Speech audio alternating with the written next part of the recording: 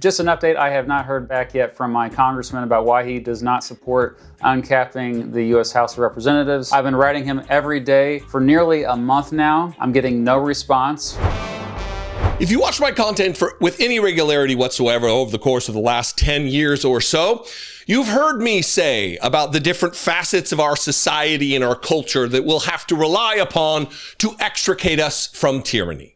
Whether that be journalism, whether that be authors of books, whether that be the judiciary, whether that be Congress itself. And too often, we are left by ourselves. We are left to protest. We are left to try to function as an uprising to push back against what is taking place. And now that we have a mass execution force, this secret police force of Donald Trump roaming city streets and killing American citizens, now that we have a government functional, this government under Donald Trump that is kicking off nearly 2 million people from food assistance, an affordability crisis that rages, and the income inequality, the difference between the haves and the have-nots being unlike anything we've seen in generations. We need a better form of government. We need a more responsive form of government in this democratic republic. I saw the other day someone who I've admired for many, many years on YouTube. Mr. Beat is his name, a former history teacher who has taken to educating the general populace about our government. It is one amazing civics lesson after another on his channel. And right now, he's trying to contact his own representative in Congress to ask, why are we capping the number of representatives in the House to 435? The whole Congress has 535, 100 in the Senate, 435 in the House. This was done in the early part of the last century, capping it at 435. Now we have 330 million people in our country. There are many different reasons why uncapping the House could give us more power to influence our representatives to actually represent the constituencies that they have. So joining me today is the aforementioned Mr. Beat to talk about his struggle right now with his congressman, Tracy Mann from the 1st Congressional District of Kansas. The famous Mr. Beat. First of all, let me fanboy just a little bit. I am in, some would say, the enviable position. I certainly believe it's the enviable position to be able to talk to people and interact with people that I've been a fan of for a long time. So consider me a massive fan of what you do. Thank you for being here. Thanks for having me. You know, sometimes the whole parasocial thing doesn't work out, but it does work out with me because I happen to also watch your stuff as well. I've watched you for a long time, so it's an honor to be here, frankly. Well, the honor is... Well, we can dispense with all the ass kissing, but let me say this. So I saw the video where you've been attempting to, and I follow you on Threads, so I've seen every single day, you're like, this is day 25 of trying to get a hold of my congressperson in my particular congressional district to ask him about the apportionment. And I think a lot of people don't know that in 1929, I believe, it might have been 1930 or 31, Congress passed a law that said, all right, 435 members, that's all we need for the House of Representatives, even though now there's 330 million people in the country and the House hasn't grown. And so there are districts like, there's a district in Rhode Island that has like 555,000 people in it. And then the district that my home district in Idaho has over 1 million people in it. So that causes a wide disparity in how much power one particular congressperson has over another, but also it encourages gerrymandering. It's just not an effective way to represent a constituency. Why are you attempting to get your particular congressman, Tracy Mann, to answer you about apportionment? I just want his opinion on why he doesn't support it. He just said he doesn't support it, and then that's it. And I knew this because he did a town hall like 3 years ago. That's the last time he did a town hall. And I asked him... 3 years ago? Yeah, well, you know, that's a trend for Republicans. He's only been in office. This is only his second term. right? Yeah. Yeah. So he's just not doing his job. It was right at the seems. beginning of his first term to say, "Hey, I'm on your side." But like he took questions. People put their questions on a slip of paper, and he put them in a fishbowl, and then just drew them. And he happened to draw my question, which was, "Would you support uncapping the House, expanding the House of Representatives? It's currently 435, as you said."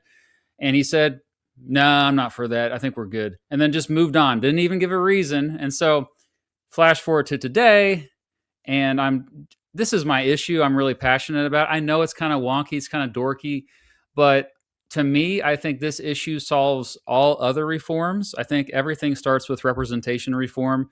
I think the root of all of our problems. I know obviously there's like the country is in chaos right now. There's a lot of freaking problems right now. We've got a clear path towards authoritarianism going on, but I'm staying laser focused on this because I think it's like all of the problems we have with ICE, for example, all of the problems we have with affordability, the affordability crisis, all of the problems we have with Congress just letting the president invade Venezuela.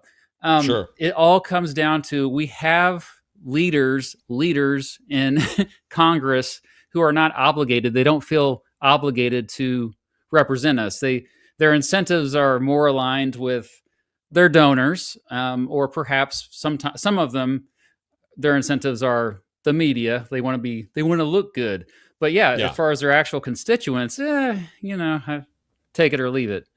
Well, I think, listen, I don't think obviously it is wonky to some. There's a lot of people who probably don't know that they need a serious civics lesson about where we started. I think in the Constitution, it was like no more than one representative for every 30,000 people. Obviously, Correct. We have more people now, but it would absolutely create more representation if we had more members of the House of Representatives, but also it would kind of realign us to where the popular vote was closer to the Electoral College as well. So and if we're represented well, some of the issues that you just mentioned, that you outlined as far as affordability and the crisis with the mass secret police force that are executing American citizens in the streets, we would have more ability to say no and push back if we had more members of the House of Representatives. So of all of the ways that we're going to get through this together, whether it be a fair accounting for actual journalism in this country, leaning on the judiciary, activism by citizens, representation should be among them, the most important issues. And it seems self-evident to me that everybody should be out there beating this drum, as wonky as it may or may not be. I would encourage everybody, especially Kansans, if you're in the 1st District of Kansas, or any of the districts in Kansas, to call Tracy Mann.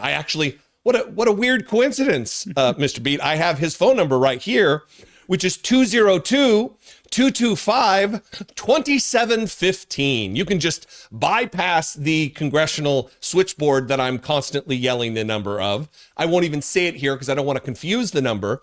202-225-2715 is Congressman Tracy Mann. And listen, you're not asking for him to support it. You're just, at this point, asking why he doesn't support. Am I right in that? Correct. At this point, eventually I would like to change his mind, but I can't even give me just one reason why he currently doesn't support it. And of course, I kind of already know why. It's not like I'm stupid. I've like at its core, expanding the House of Representatives would limit the power of each representative. So essentially, I'm asking him to reduce his own power, and politicians don't like to give up power. You may have noticed. So well, by diluting each individual's power, you're going to strengthen our representation and our power as voices in the process. And that is certainly not what a lot of these people, again, Tracy Mann represents, again, I just so happen to have it here. Weird that I'm for one time prepared. 386 people is in your district, your particular congressional district. And in my home district, the 1st congressional district of Idaho, it's 1,033,622. Wyoming only has 575,000 people. So he the congressperson who represents the first district in Idaho represents a huge swath of people, double the people that the smallest congressional district does. It's not democratic. You're giving someone outsized power, and of course they don't want to dilute that power. So I'm here for it. Are you? I know there are a couple different plans. There's a Wyoming proposed plan to raise the cap to, I think, 575, and then there's another one called it's a math term, like the cube root, I think it's called the cube root plan, which is like almost 700 members of the House. Are you on one side or the other on one of those two plans? No, just expand the House is all I'm asking. Right. Yeah, we have a census coming up here in 3 short years. The process will begin. The goal is to get them to pass a bill before then. You do not need to amend the Constitution to do this. Right. And also, I got to say, George Washington himself, this is a really important point. One of the few times that George Washington spoke up at the Constitutional Convention was to say he strongly supports an amendment to the Constitution to make it so that there has to be a ratio of 1 representative per 30,000 constituents. It was called Article the First. It was one of the original Bill of Rights. There were actually 12 original Bill of Rights, and 10 of them got passed, as you probably know. The 11th one got passed in 1992. Yeah, like you know your stuff, especially if you've watched my content. But that's how I know everything I know, Mr. B. It's because of your content. Oh, wow, that's awesome. But yeah, so I think they don't. So the man that they laud, the man that they deify, George Washington, who's literally deified on the roof of the United States Capitol in the rotunda, painted as though he's some kind of a god. He said it. He wanted it, and now they won't answer your question about why they don't support it. Yeah, and the most common pushback I get from ordinary people, but I mean most people don't even know about this. I should say, like if you go to, we had there was somebody I spoke to who's also an activist for this reform. They actually went to the many offices of members of the House, and they just chatted with the staff and said, "Hey, do you know how the last time the House of Representatives was expanded?" And the vast majority of them had no idea. They don't realize it's been almost 100 years. But anyway, the people so I tell them, here's the reasons for expanding the House. It's better representation, makes it harder to gerrymander. We don't have to get rid of the Electoral College. The Electoral College will be better. We'll be heard more from our member. Like I can't even get an email response from my own congressman, even though I'm an influencer. I should, He's really making your argument for you, is he really not? Is, right? But the biggest thing I get is oh, well, you want more politicians in there? To me, this is they're not thinking it through. Yeah. The more of them there are, the less power each of them have. That means the less they are going to be able to be swayed by special interests or corporate donors, super PACs. It's going to be harder for rich people to persuade, say, 1,000 members of the House than 435. And so I just think that they're not thinking it through. Plus, it's not going to cost that much. It would, according to one estimate, it'd be like $200 million more a year. That includes paying for benefits. Why don't we can just take that money? We can just take that $200 million out of the $10 billion that Donald Trump is suing the IRS and the Treasury for, that he's going to ultimately settle for whatever number.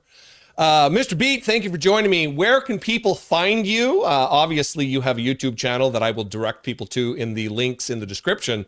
But where else? You're on social media all over the place. Yeah, if you just search Mr. Beat, I always say Mr. Beast shows up, but if you just keep scrolling down, you'll see me. And it's not Mr. Beast, it's Mr. Beat. Correct. Yeah, it's hey, I can't complain too much about that because a lot of people accidentally stumble upon my videos because they're looking for him. They're like, oh, wow, that's good. They stick around. Yeah, and it's probably, I know that you are, I don't think you're a teacher anymore, but you were a former educator. Yeah. Right? Are you still? No, I'm not in the classroom anymore. No, I'm a full-time video producer. And But that's the reason why I named my channel that, is because the channel was originally just for my students in the classroom. It wasn't supposed to be anything else when I first started it. Yeah. And then I had to kind of keep the brand once it took off. So I think it works really well. Well, listen, everybody, go out there. Again, I will drop the phone number, 202-225-2715. That is Congressman Tracy Mann from the 1st Congressional District of Kansas. Obviously, your opinion is going to matter more in his ears if you are from Kansas. It'll matter even more if you're from the 1st Congressional District. But I would say, I'm not speaking for Mr. Beat here, I would say if you're an American citizen who has a vote, this is an important issue, and you should want an answer from Tracy Mann as well. Mr. Beat, thank you for joining me. Maybe we'll have you back on if indeed you do hear from your representative in Congress. I would appreciate that. Thanks for raising awareness about this. I feel like sometimes I'm shouting at the wind, and so it's cool that you've been following it. We'll have you back on. Well, thank you so much. Anytime. No Republicans sounding the alarm that Donald Trump wants to loot the Treasury for $10,000 million. Look, I'm not arrogant enough to believe that Donald Trump watches my content up in the West Wing with any regularity or at all. I do know he knows who I am because he blocked me on Twitter in 2017. That's just how much of a weak coward he is. But on Friday, I talked about this lawsuit that he's brought against his own government.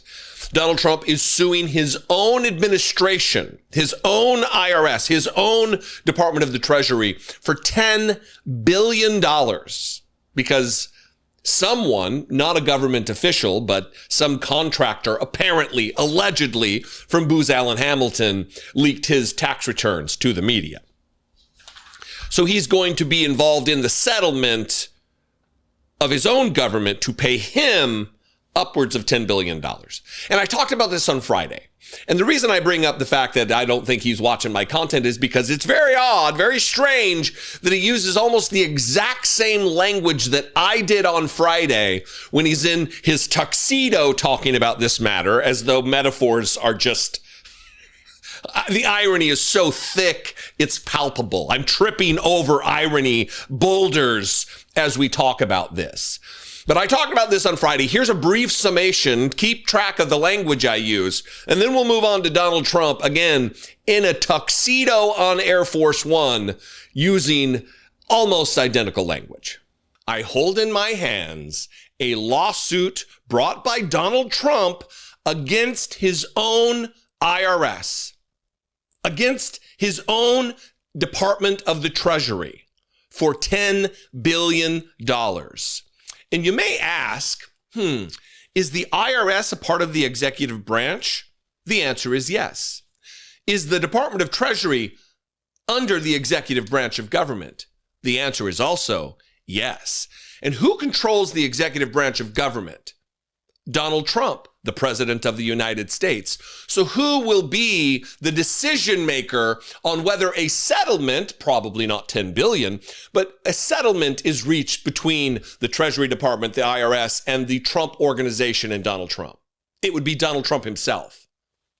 So that's remarkable that we are in a situation that is compounded. The lunacy of the situation, an already insane situation, is made more insane by the fact that there are no Republicans speaking up about this.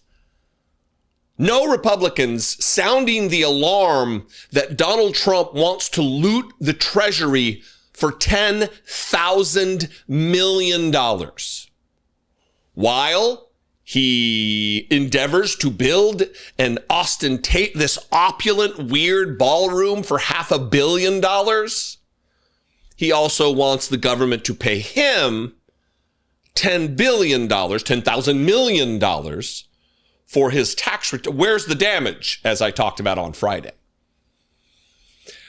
Well, here is the tuxedo-clad Donald Trump on Air Force One, being couriered here and there at taxpayer expense, while bilking us out of $10,000 million. And by the way, before I play this clip, what Donald Trump is absolutely doing, without doubt, without question, is trying to be another Vladimir Putin. Vladimir Putin is very likely, by some estimates, the actual richest man on the planet.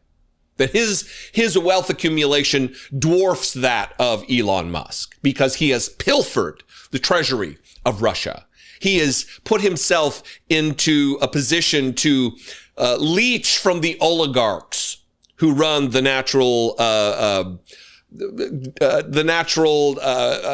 pipelines and the other natural resources of Russia. He has made himself fabulously wealthy. And Donald Trump wants to do the very same thing. So here he is, tuxedo wearing Donald Trump, talking about settling with himself. And remember the language I used when you listen to this clip. You're suing the IRS. Talk a little bit about what it's like to be on both sides of a lawsuit. It's very interesting. I have another one where, I've virtually won the Mar-a-Lago break-in suit. And, I have to work out some kind of a settlement. I'm supposed to work out a settlement with myself. Because, when the FBI broke in, we sued. Before I was president, I sued. And obviously it was a very good suit. And I have that one, and I have to work out a settlement. Have you instructed Pam Bondi on how to handle that at all? Well, I think what we'll do is do something for charity. We're thinking about doing something for charity, where I'll give money to charity. We can make it a substantial amount. Nobody would care because it's going to go to numerous, very good charities. Yeah, you're going to give it to charity. We know how it is, how things work out, Donald Trump, when you endeavor to give things to charity.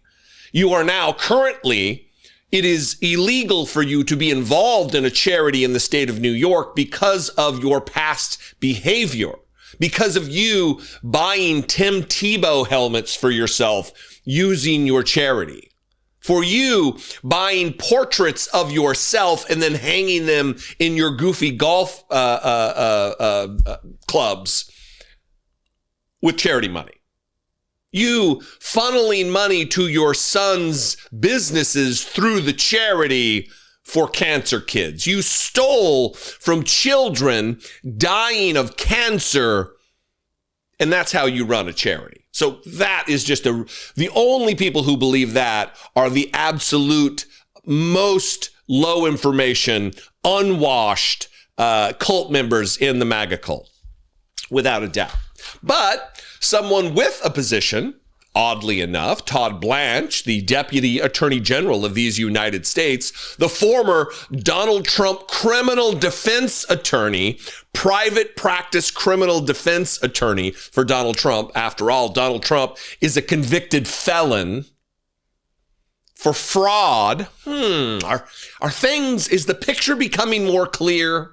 He was on This Week with George Stephanopoulos over the weekend and asked about this very thing, about, isn't this indeed a conflict?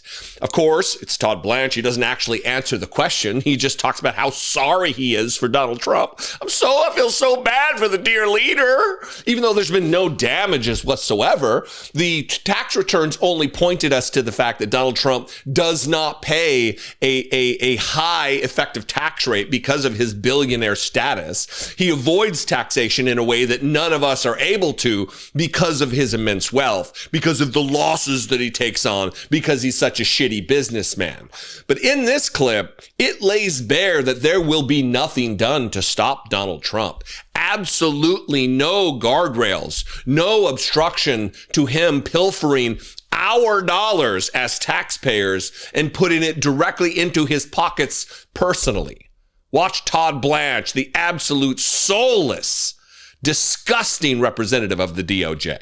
One of the questions the president also took last night when he was on Air Force One was questions about his suing the Treasury Department, the IRS, for $10 billion for leaking his tax returns. And he suggested that there could be some questions about the conflict. He says it's an interesting question. How do you respond to those who say that's a conflict of interest for the president to be seeking funds from those who he's administering? Look, we're looking at how to handle that. I mean, he's not wrong. and I don't think even you think he's wrong, that what happened there is horrible. The fact that his tax returns were leaked, no American should have that, and you do have Americans, whether you're the president or just anybody in this country, has a right when something like that happens. And so I very much sympathize with what the president talked about, and we're looking into, as a department, how to address and make sure that type of thing never happens again to anybody, much less a former president or a current president, and we'll go from there. It is wrong for a president to have his tax returns leaked, for anyone to have their tax returns leaked. I agree with that. The president's also seeking $230 million from the Justice Department, saying his rights were violated during the 2016 campaign. And I just wonder how you think you're going to handle that. Both you, as the Deputy Attorney General, and the Attorney General Pam Bondi have served as President Trump's personal lawyers in the past. Doesn't that pose at least the appearance of a conflict? And should you be involved in dealing with that in any way? I mean, I haven't talked about whether I'm involved with that at all anyway. I mean, that's a fair question, George, and we obviously talk about conflicts and what I'm allowed to do, what the Attorney General is allowed to do because of what we've done in our past. But there are limits to those conflicts, and I do have a job to the American people and President Trump as the Deputy Attorney General, and so we will navigate that appropriately and consistent with the ethical rules and get to a just result. Mr. Blanche, thanks. No one disputes that the tax returns were leaked. No one says they should have been leaked. But did he feel damage up to and including an amount that would be equal to $10 billion in damages? His 3-person company that license his name. They don't even actually build anything. They license the Trump name because the whole thing is a grifty house of cards.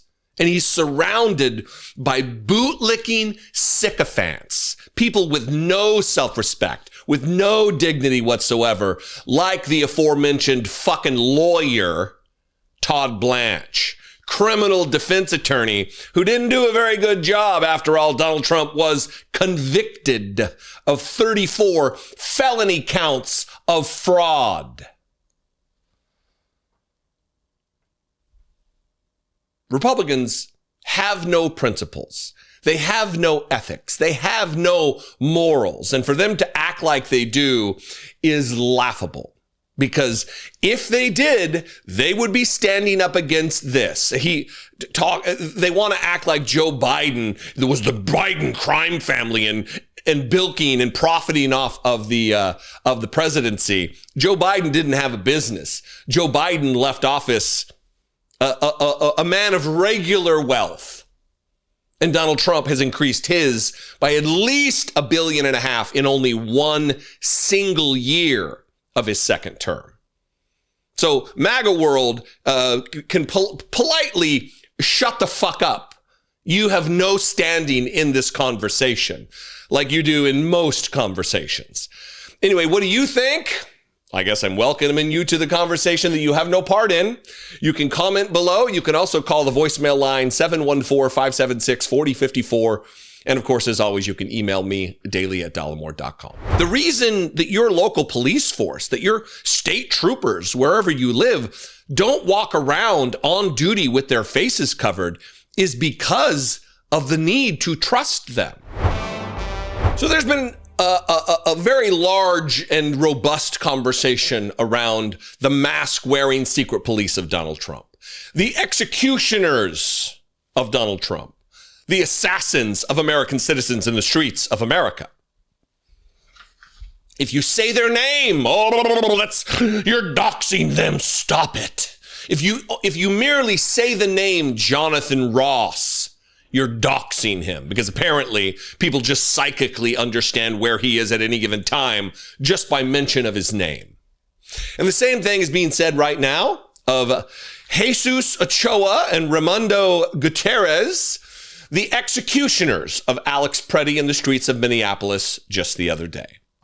ProPublica has released their names. They have a statement I'm going to read a little bit from their article. But before I do, I want to just put in perspective how none of the Republicans' talking points matter at all, because they are liars, and what they say is only a distraction. I'm going to play a clip here of Mike Johnson from over the weekend on Fox and Friends, Fox News Sunday, with Shannon Bream, journalist.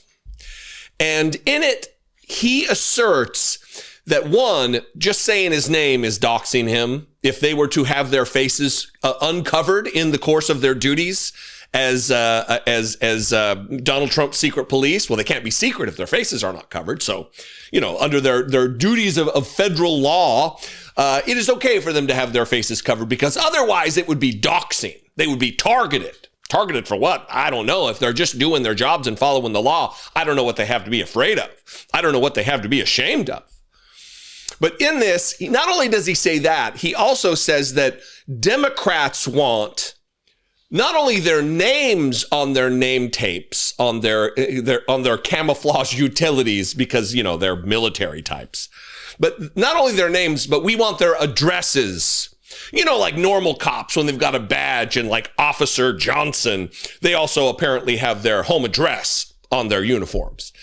And I want to play this for you because I want to demonstrate that they're not talking about this in good faith. They never are. All they want to do is distract and create a straw man argument that no one is trying to make.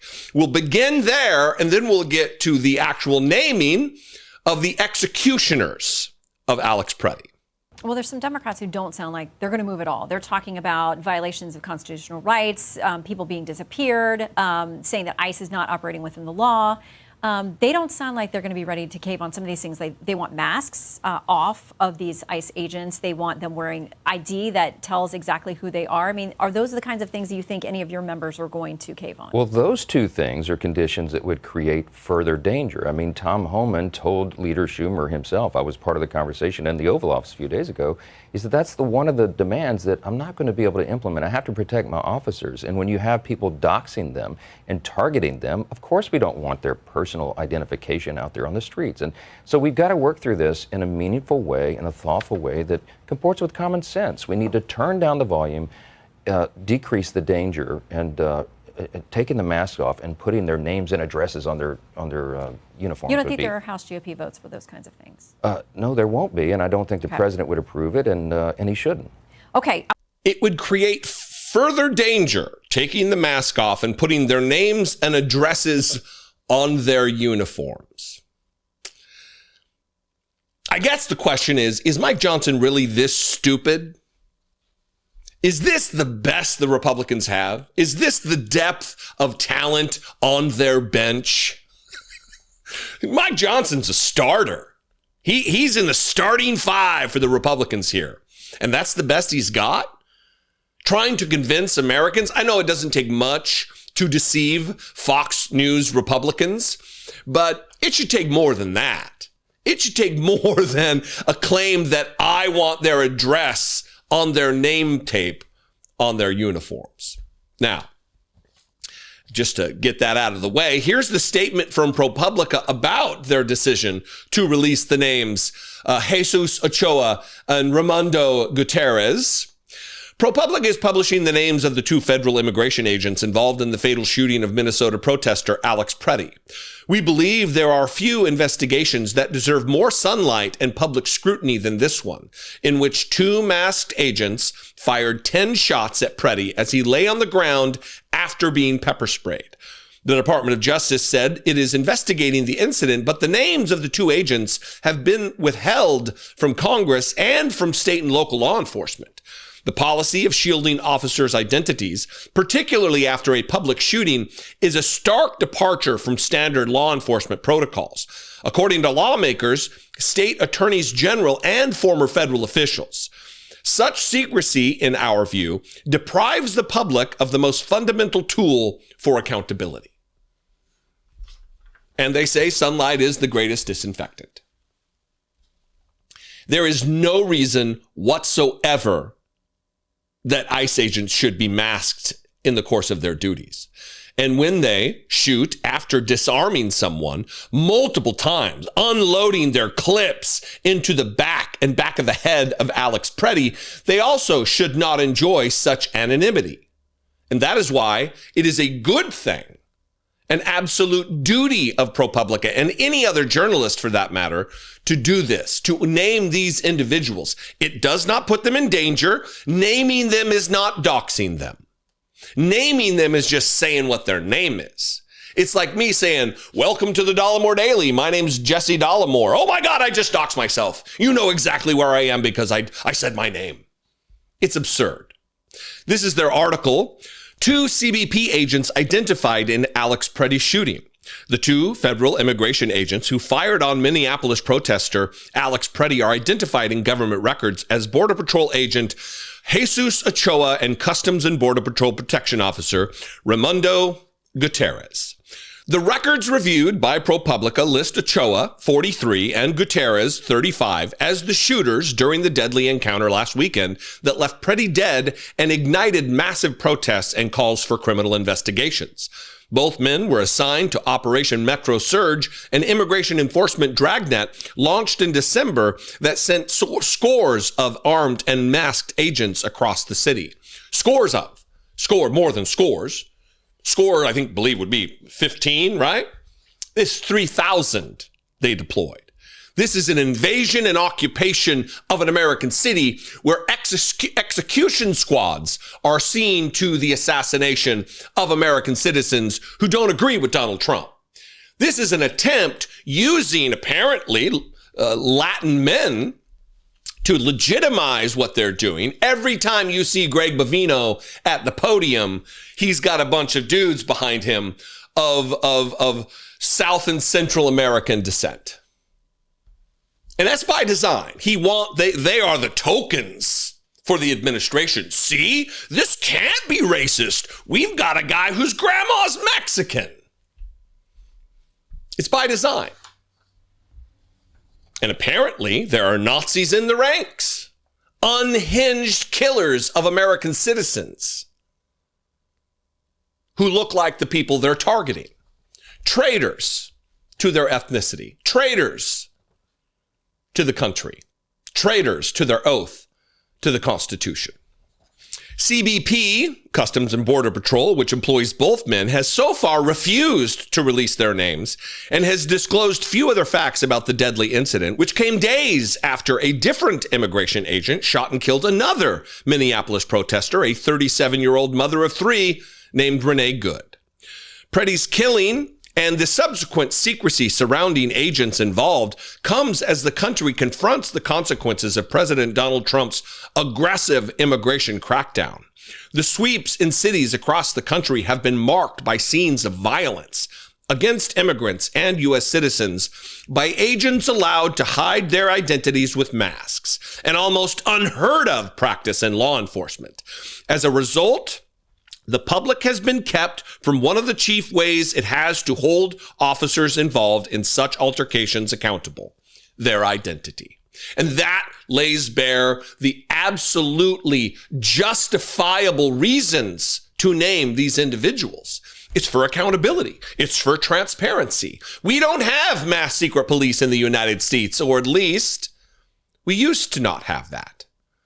The reason that your local police force, that your state troopers, wherever you live, don't walk around on duty with their faces covered is because of the need to trust them, to trust that they are who they say they are. If a group of masked thugs jump out in camouflage utilities as though they are going to harm you, what would stop someone from just drawing their weapon and shooting the horde that comes for them?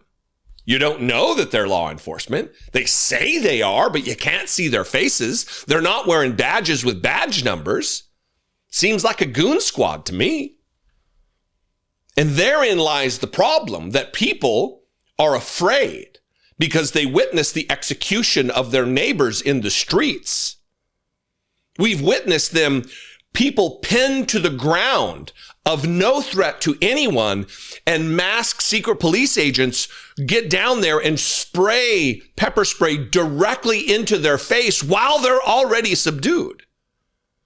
This is unhinged gangland behavior, thuggery under the guise of the law. Good for ProPublica.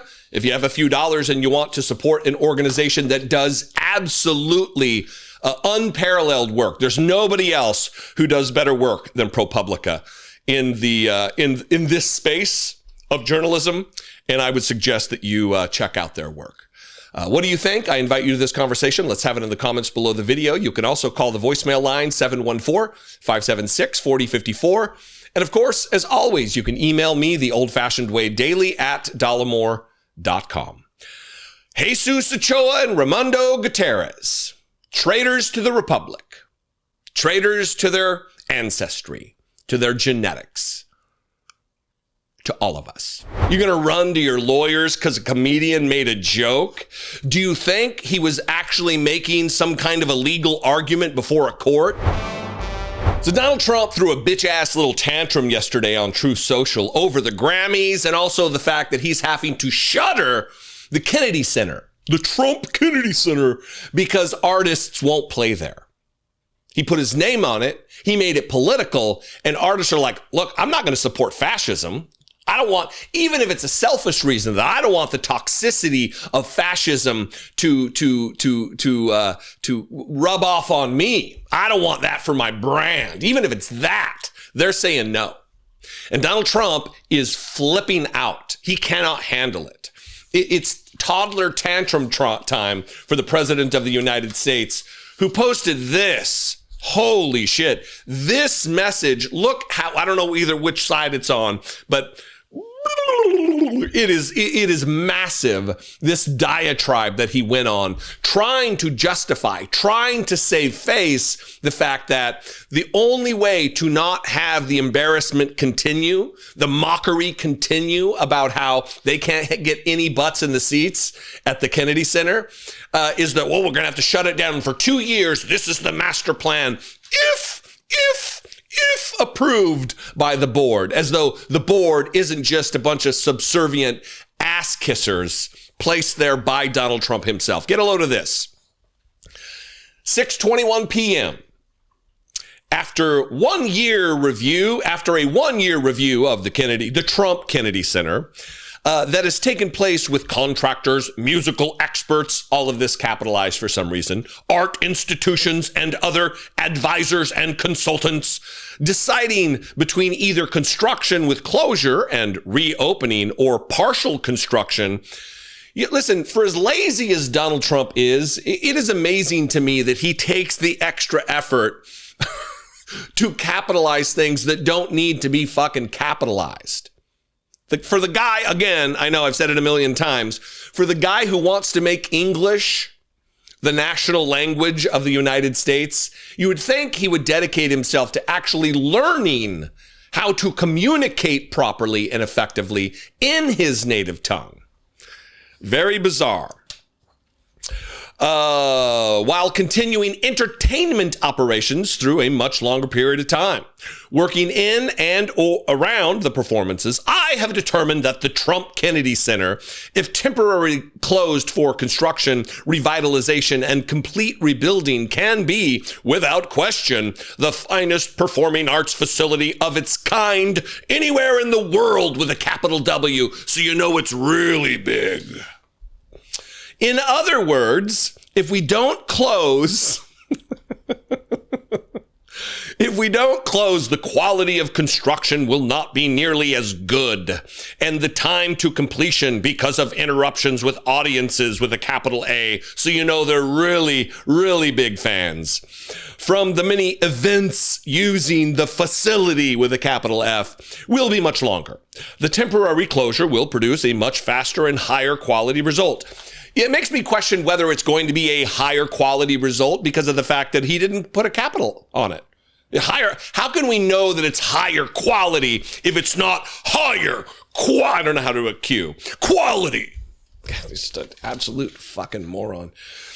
Based on these findings and totally subject to the board approval, I have determined that the fastest way to bring the Trump Kennedy Center to the highest level of success with a capital S, beauty with a capital B, and grandeur with a capital G is to cease entertainment operations for approximately 2 year for an approximately 2 year period of time. Did you think we thought 2 years meant a period of something else? Of course, it's a period of time, dipshit. With a scheduled grand reopening that will rival and surpass anything that has taken place with respect to such a facility before. One more paragraph. Therefore, the Trump Kennedy Center will close on July 4th, 2026 in honor of the 250th anniversary of our country, whereupon we will simultaneously begin construction of the new and spectacular entertainment complex. Financing is completed and fully in place. This important decision based on input from many highly respected experts. You know they're highly respected because it's H, highly, R, respected, E, expert, really highly respected. We'll take a tired, broken, and dilapidated center, one that has been in bad condition both financially and structurally for many years, and turn it into a world-class bastion of arts, music, and entertainment, far better than it ever was before. America will be very proud of its new and beautiful landmark, with a capital L, for many generations to come. Thank you for your attention to this matter. He's always thanking us for our attention to the matter. President Donald J. Trump! All in caps.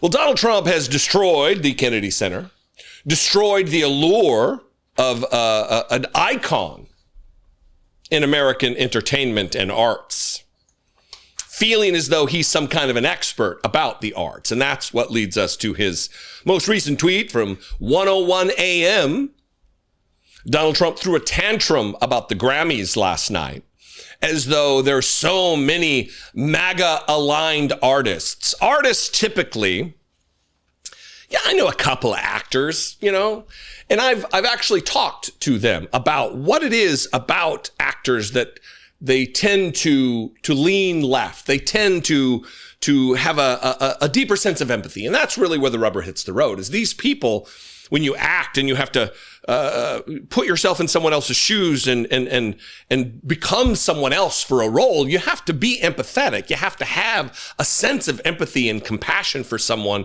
Even if you're going to play a villain, you gotta have some ability to empathize with the person.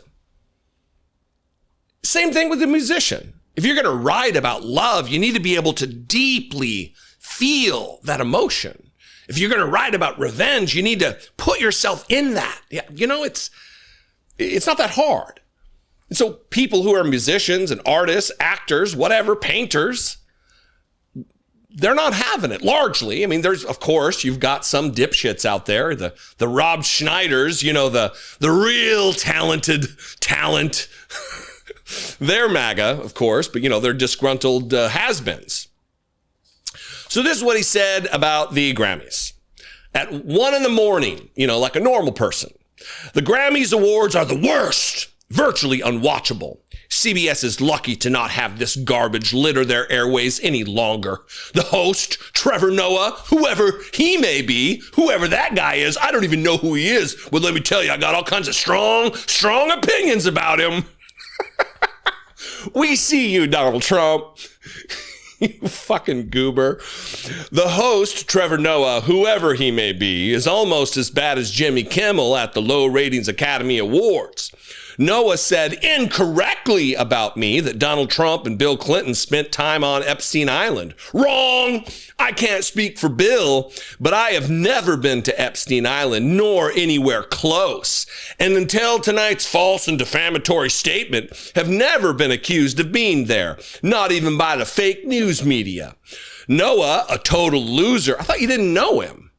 I thought, whoever he may be, how would you know he's a total loser if not for knowing who he is? No, you kind of telling on yourself, dipshit.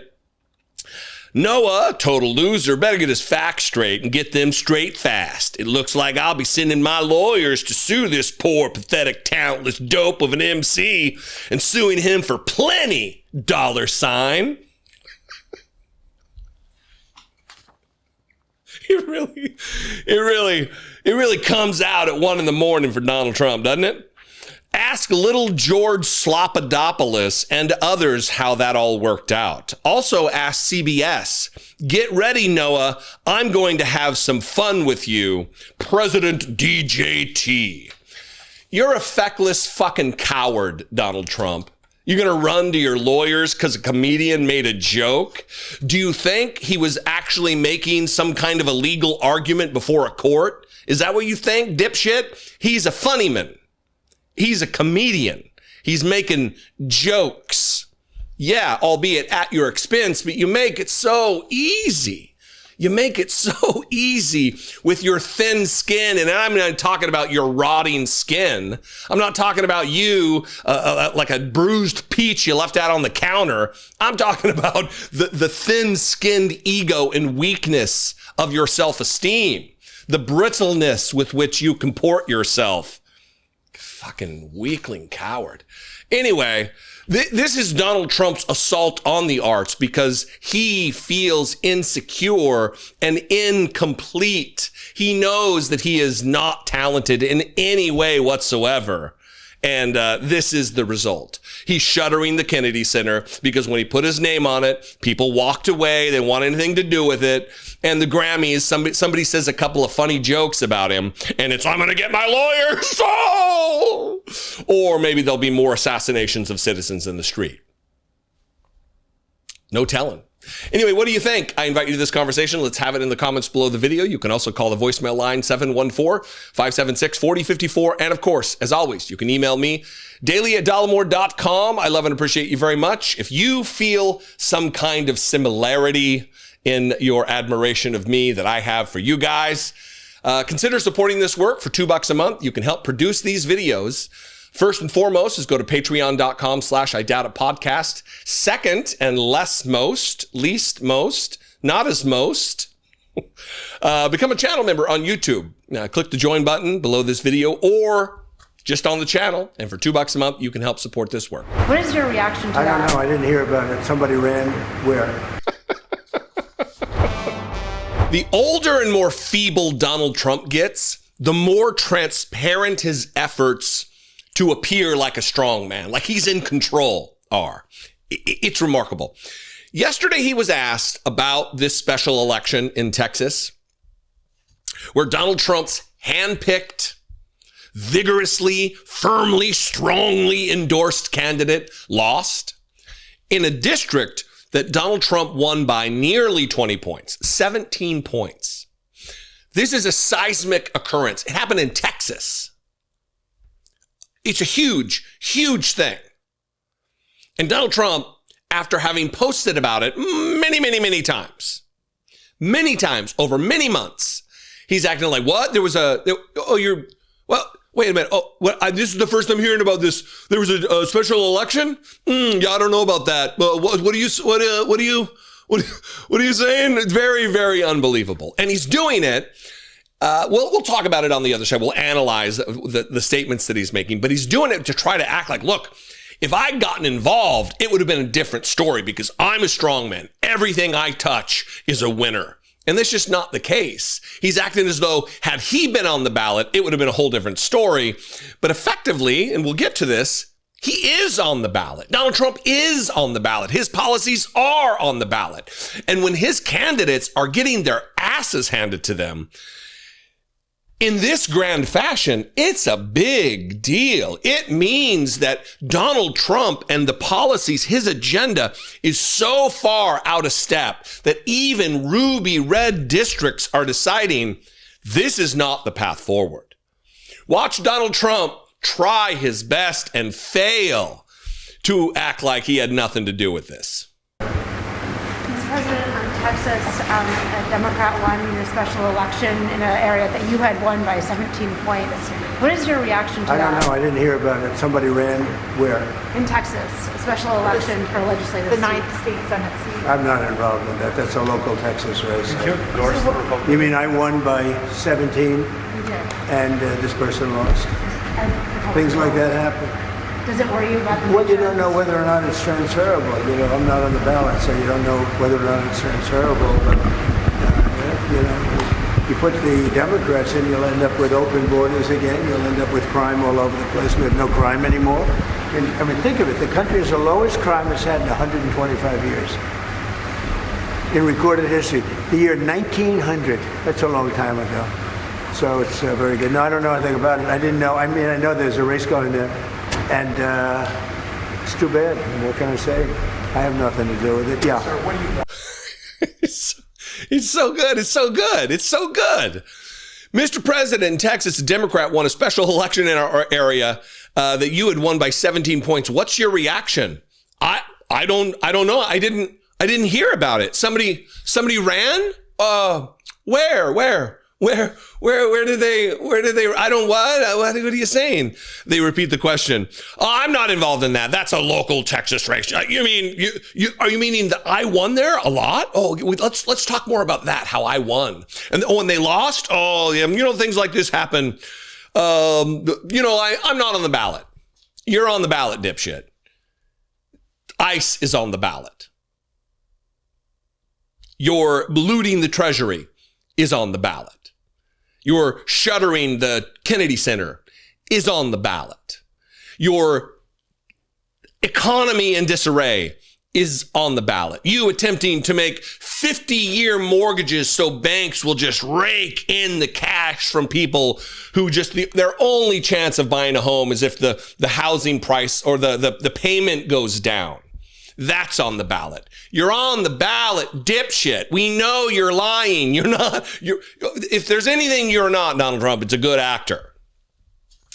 Here, let me read a couple paragraphs from the Daily Beast. This is Trump humiliated after Dem wins in deep red district. Donald Trump was dealt a staggering blow after his endorsed candidate for Texas State Senate lost to a Democrat in the heart of MAGA country. First-time candidate Taylor Remmett, 33, defeated his GOP opponent in a special election in a district Donald Trump carried by more than 17 points in 2024. The union leader reportedly beat MAGA activist Lee Wambsgans 57-43. He beat her by 6 points. 6 points! And Donald Trump won this by 17. That is...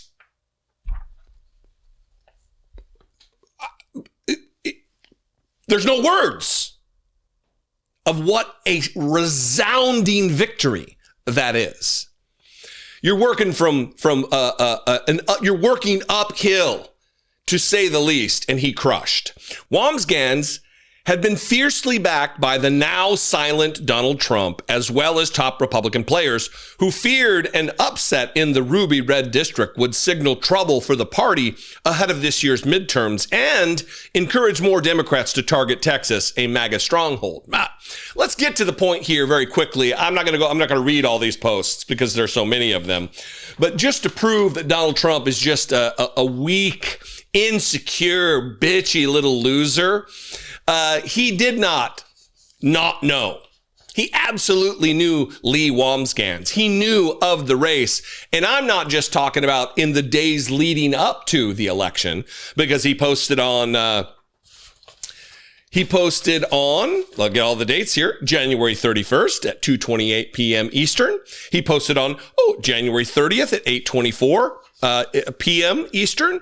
He posted on January 30th at 1:57 a.m. But it goes back to August 19th. Lee Wambsgans is an incredible candidate who will be a fantastic state senator for Texas Senate District 9. Leah Wambsgans, a Republican running for the state senate in the suburbs of Fort Worth, Texas, will be a great candidate and has my complete and total endorsement. I'm asking all American First Patriots in Texas 9th State Senate District to please make a plan to get out and vote on Election Day, Saturday, January 31st. Today is the day to all voters in the Texas 9th State Senate District. Get out and vote for a phenomenal candidate. Juxtapose that against the what? I didn't know. I didn't hear about it. Somebody ran? Where? I didn't hear about it. Somebody ran where?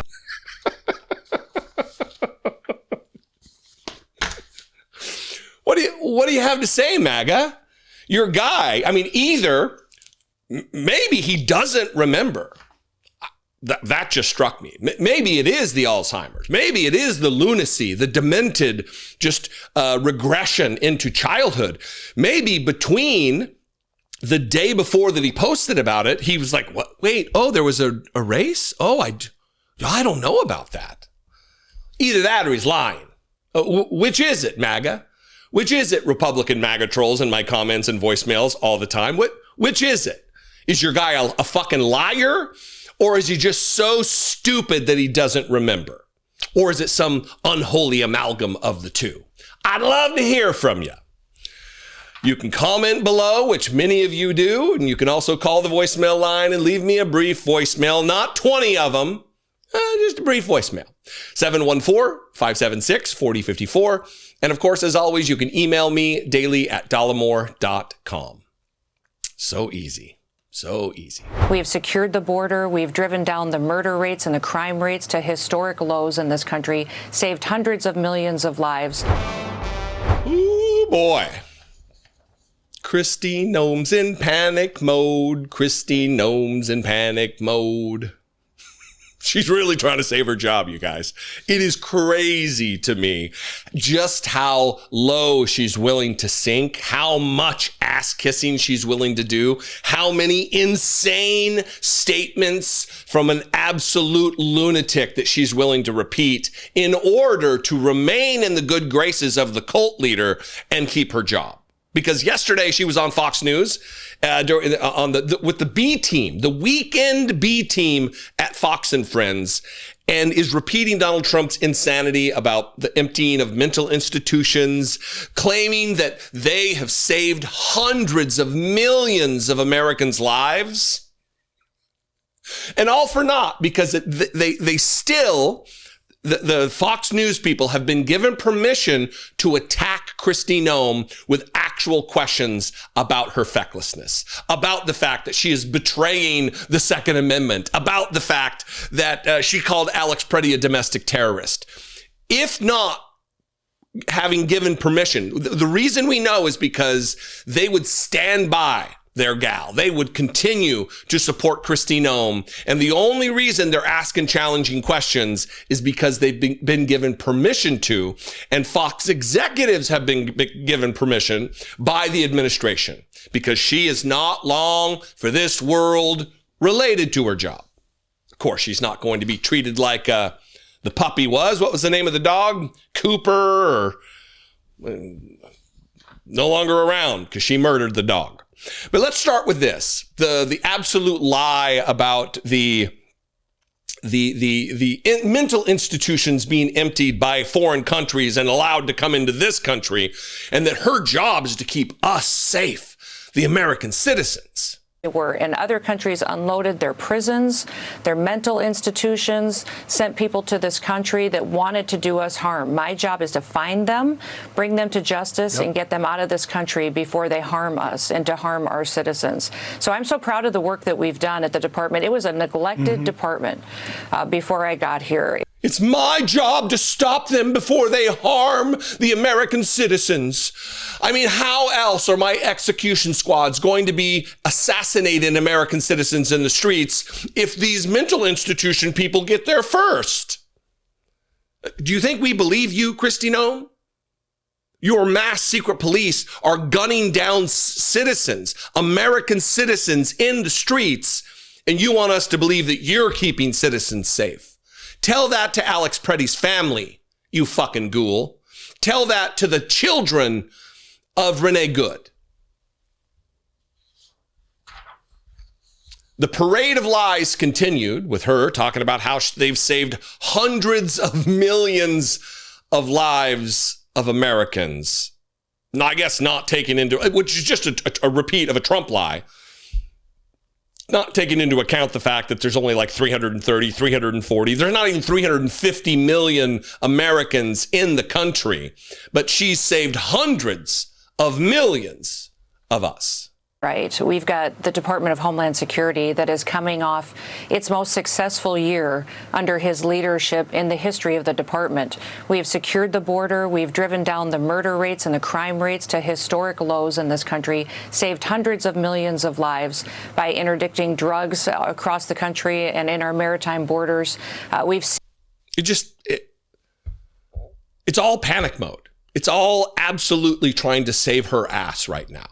Because how is she going to continue to grift and make all kinds of money, untold millions of dollars from her position if she's not in her position? It's going to harm her financial position if she loses her government position. Well, the attacks is really what he wanted to get to, and here we are. The questioning really, it didn't take long at all for them to start hammering home about how, look, even it's not just liberals and Democrats out there who are criticizing you.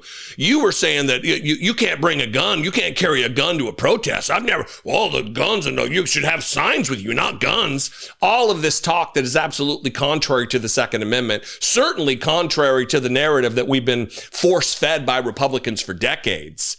And she now is being attacked on Fox News by Fox News hosts with the permission of the executives and the administration on this matter specifically.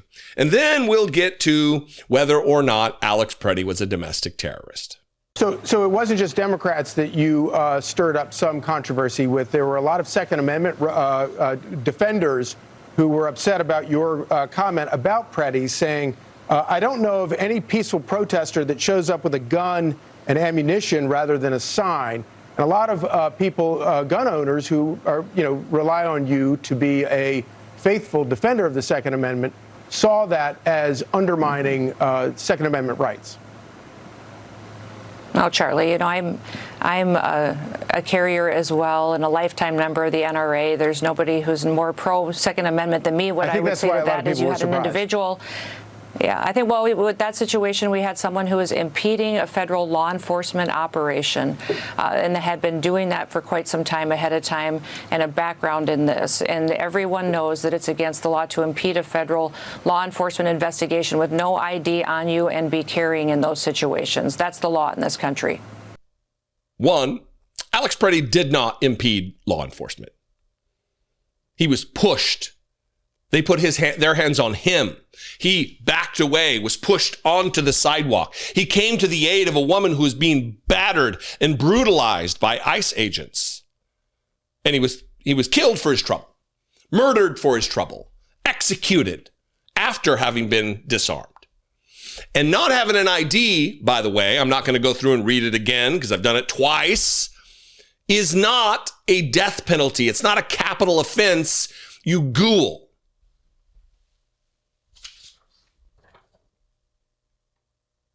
But you would like us to believe that Alex Pretti, the Observer, was a domestic terrorist. You said as much multiple times without any information on the ground. But now when you're asked about it, we're still investigating this and we're going to be bringing you accurate information, even though we haven't up to this point. Why would we expect that you would do it after this point? You're just a disseminator of propaganda trying to justify the murder of an American citizen. They disarmed him and they summarily executed him. Watch this. But do you still believe that Alex Pretti is a domestic terrorist? We're going to continue to go through with this investigation and deliver information as we go forward. You learn something new from the reports all the time, and we'll continue to do better and give factual information to people as we go through every situation that's on the ground. So look, when you know the characters here, the cast of characters and the rules that are set forth by Fox News to don't attack Republicans, give them the most softball interview possible. When you know that, you see this as what it is. And this is a departure. This is a message to Kristi Noem that your days are numbered, sister. You're going to be out on your ass back in South Dakota being a regular old citizen. Maybe you'll end up with a job at Fox News, but it doesn't seem like they're too fond of you right now. I gave it 8 weeks. In the middle of last week, we'll see. I'd love to know how long you think she's going to last here, because it doesn't look good. It does not look good. You can sound off in the comments below this video. If you're on Facebook, please like and follow the Dollemore Daily on Facebook. If you're on YouTube, subscribe. Both those things are free, and they absolutely help this channel grow and reach new viewers. I would appreciate it very much. You can also call the voicemail line and leave me a brief voicemail, 714-576-4054. And of course, as always, you can email me daily@dollemore.com. I, for one, will be very happy when Kristi Noem is gone. Stop looking at her stupid face, and we'll have a new idiot to look at. This obviously is a mock-up of the image of Alex Pretti being executed by the Nazis. And these Nazi collaborators in the Republican organization at the University of Illinois saw fit to disseminate it and then cowardly delete it. We got a real problem on our hands with Republicans, but we got a real problem on our hands with young Republicans. This new crop of Nazi adjacent, if not Nazi full on, that run Republican organizations in colleges, all kind of brought to us by the Charlie Kirk model of white supremacy, the Charlie Kirk model of religious intolerance, the Charlie Kirk model of just racism. I'm going to share with you the University of Illinois, the Illini Republicans, who are now apparently endorsing the execution of Americans they deem traitors. Only traitors help invaders. In this now deleted post, apparently they were so righteous about it. It was so justified that they've deleted it. You would think if it was truly a correct position, that you'd leave it up, right? Why would you delete it? But I want to share with you this. This is their ideology that they put on Instagram. And then I'm going to get to this article from the college newspaper, the Daily Illini, about this particular thing and what their justifications are for endorsing execution of citizens in the United States, people who are exercising their First Amendment right to assemble peaceably, to redress their government of their grievances, to raise their voice in opposition to the administration. Things that are clearly protected under the First Amendment of the Constitution. A Constitution none of these cowards, these young, know-nothing, do-nothing weaklings have ever vowed an oath to. This is from Instagram. Illini Republicans stand with ICE. What a brave, brave move. We will blur the below comments other than the Illini Republicans because I don't want people to get harassed out here. So for the past 60 years, and especially in the past decade, our nation has come under invasion, in all bold, from the masses of the third world and those incompatible with Western civilization. Now, as I've said for many, many years, the word Western civilization isn't just Western civilization. It absolutely is a dog whistle for racists, meaning white culture. That's what they mean when they say Western civilization. The brown menace coming across the border from these underdeveloped countries, they're incompatible. They hate our country, even though they will risk their lives to get here, to be an American, to participate in the American economy. They hate us so much that they're willing to die to be here. Now, the current administration, as duly elected by its people to do so, has taken a stand against this invasion. All you got to do is join the military. What I'm assuming are just a bunch of little boys in the college Republican program here. You could join. You're of fighting age. Put on a uniform. Swear an oath to the Constitution to defend it against all enemies, foreign and domestic. You could join my Marine Corps, little boys. I don't see many of you doing it, though, oddly enough. Even in light of the fraud, all in bold, in Minnesota, have radical, un-American, and treasonous few decided to side instead with the invaders, the enemies of the American people. One, the fraud, which has been around for years. We didn't see you posting about it when it was actually happening. You're taking the talking points from your cult leader and talking about it now. There's actually been prosecutions in the matter, but if you checked into it, you would know that you're a little behind the curve here, you fucking racist ghouls. They have disrupted and violently obstructed the lawful operations of the federal government. Traitors such as Alex Pretti and Renee Nicole Good had voided their liberties the moment they decided they were above the law and the popular opinion. It is, has, and always will be the mandate of our brave public servants, domestic and abroad, to fell the enemies of the United States of America. Illini Republicans wholeheartedly and absolutely stand with ICE, CBP, and may God bless all fighting for a better tomorrow. There's another one here. We stand with law enforcement. We're the enforcement of the law. We stand with the protection of the nation and its people. We stand against its enemies and all that would align themselves with foreign invaders. There is no invasion. Leave it to a bunch of wet behind the ears cowards in college who have never faced any danger whatsoever. These children of privilege to act like we're being invaded. But let's get to this little ditty here. This obviously is a mock-up of the image of Alex Pretti being executed by the Nazis. And these Nazi collaborators in the Republican organization at the University of Illinois saw fit to disseminate it and then cowardly delete it. This is the headline from the college paper, Fell the Enemies. Illini Republicans support ICE amid Minnesota killings. By the way, I'll be critical up front. This is a dog shit written article. This is just the facts, ma'am. They don't take a position at all. We are in the fight for our lives and our nation, and you're just, we're going to call balls and strikes here. We're just going to say what they said, and this is what they've done. When we're fighting, it's an existential crisis in our country. Be more like an actual journalist who cares about the continuation of your rights under the Constitution rather than a Kristen Welker or a Chuck fucking Todd. How about that, college newspaper people? In a post that included a stylized graphic of a presumed federal officer holding a gun to someone's head, Illini Republicans stated that they, quote, stand with ICE amid the killings of Renee Nicole Good and Alex Pretti in Minnesota.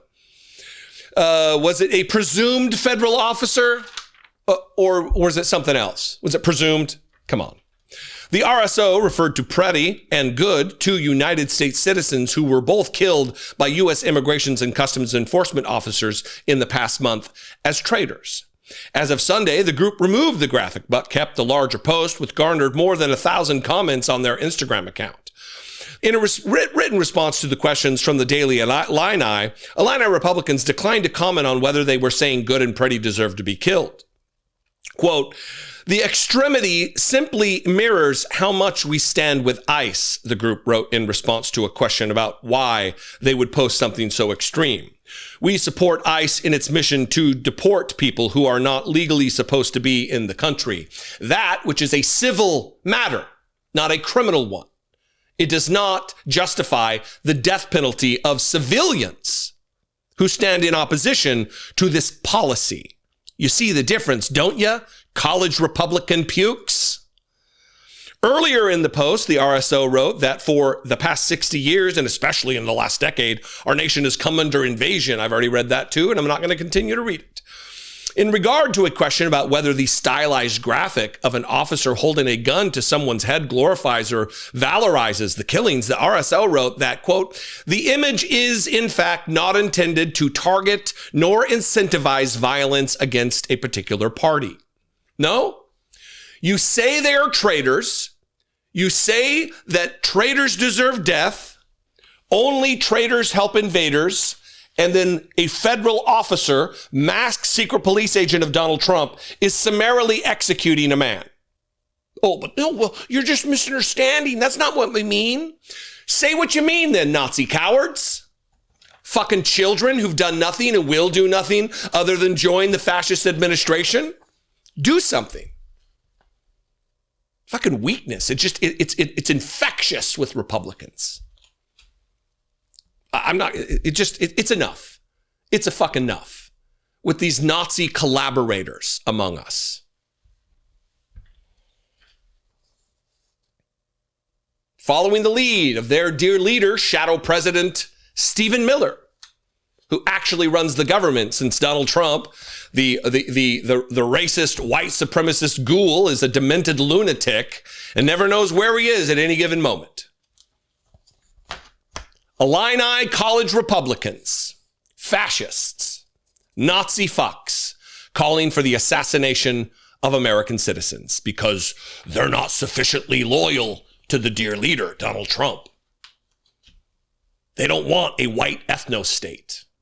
So they must die, apparently. These will be the new leaders of the Republican Party in just a few years. They will hold office and be roaming the halls of Congress, in the city council chambers across the country, in elevated positions of authority, maybe actually wearing the uniform. Maybe there's a couple who will join ICE and take part in the fascism. And God forbid, some citizen gets fed up and blows one of their fucking heads off. Because that's what they want. They want a totalitarian, they want the Insurrection Act. They want martial law declared. They want that. There's only strength in numbers when you're an individual coward, like every single human being in the Illini Republican, College Republican organization. Every fucking one of them. Just a weak little bitch. Join the military if you want to be a tough guy. You won't. What do you think? I invite you to this conversation. Let's have it in the comments below this video. You can also call the voicemail line and leave me a brief voicemail, 714-576-4054. And of course, as always, you can email me daily@dollemore.com. I love and appreciate you very much. I hope this makes you as angry as it does me. I'll see you next time. Be genuine. Take care of one another.